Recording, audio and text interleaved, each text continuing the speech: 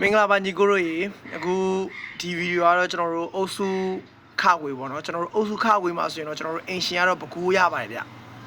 ပကူရဲ့အုပ်စုခဝေရဲ့နံပါတ်2နေရာမှာတော့နေပြည်တော်ရဲ့နံပါတ်3ကတော့ချင်းရဲ့နံပါတ်4ကတော့မကွေးရဲ့ဒီအတင်းလဲမျှတယ်လို့မြင်လေဗျာအင်ရှင်အားသာချက်တွေလည်းရှိမယ်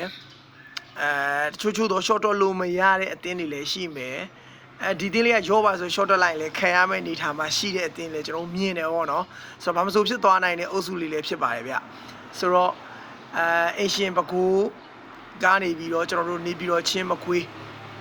အဲ့ဒီ၄တင်းပတ်လေကန်ရမယ်ပေါ့နော်ဒါအုပ်စုခကွေးရဲ့၄တင်းပတ်လေပါအဲ့ဒီမှာကျွန်တော်တို့နှစ်တင်းတက်မယ်ပေါ့နော်နှစ်တင်း quarter final အဆင့်ကိုတက်မယ်ပေါ့နော်ဆိုတော့ဘယ်တင်းရတက်သွားမလဲဆိုတာညီကိုတို့ခံမှန်းပြီးတော့ချက်ပေါက်မှာလာရောက်ရည်ထားလိုက်လို့လည်းရတယ်ဗျညီကိုတွေကျေးဇူးပါကျွန်တော်နောက်ထပ်ကြံတဲ့ကားငယ်နဲ့ကားကြီးတော့ကျွန်တော်နောက်နေ့မှာဆက်လက်ဗီဒီယိုလုပ်သွားပြီးပါမယ်ဗျကျေးဇူးပါ